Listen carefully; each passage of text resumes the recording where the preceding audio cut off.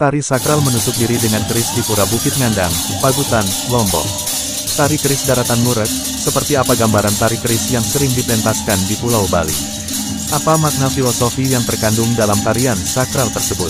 Salah satu hal unik di Pulau Bali adalah aura magis yang ada dalam setiap proses upacara keagamaan. Ketika upacara keagamaan diselenggarakan di pura, seringkali menampilkan tarian yang membuat kita sedikit takut atau takjub untuk melihatnya. Tarian mereka menunjukkan bagaimana kekuatan para dewa masuk ke dalam tubuh manusia sedang trans kesurupan. Orang-orang Bali memiliki banyak tarian sakral. Tari sakral biasanya dilakukan oleh orang-orang yang kesurupan ketika diselenggarakannya suatu upacara keagamaan.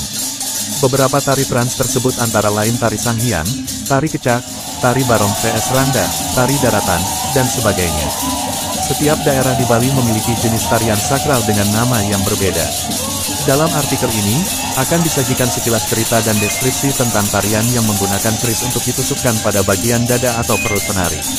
Tarian ini dikenal dengan istilah tari daratan, tari murek, tari munyin atau nama lainnya sesuai dengan desa, distrik, atau kabupaten tertentu. Tari daratan, murek merupakan salah satu tarian sakral yang penuh magis di Pulau Bali.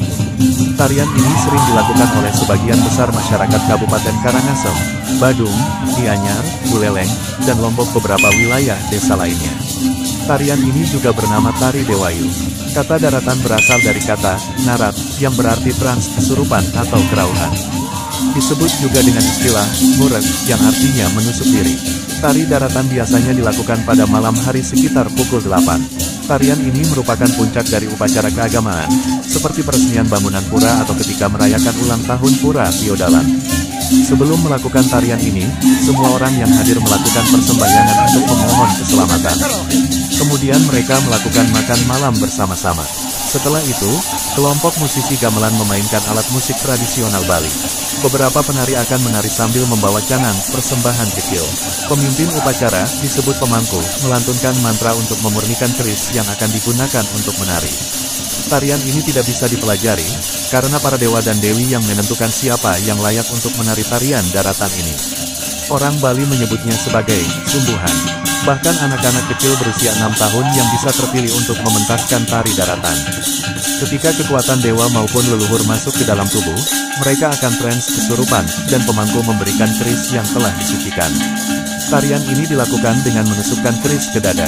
Ada juga beberapa penari yang lebih ekstrim, keris ditusukkan ke tenggorokan, hidung atau mata mereka dengan sekuat tenaga, seolah-olah mereka ingin menghancurkan tubuh mereka sendiri.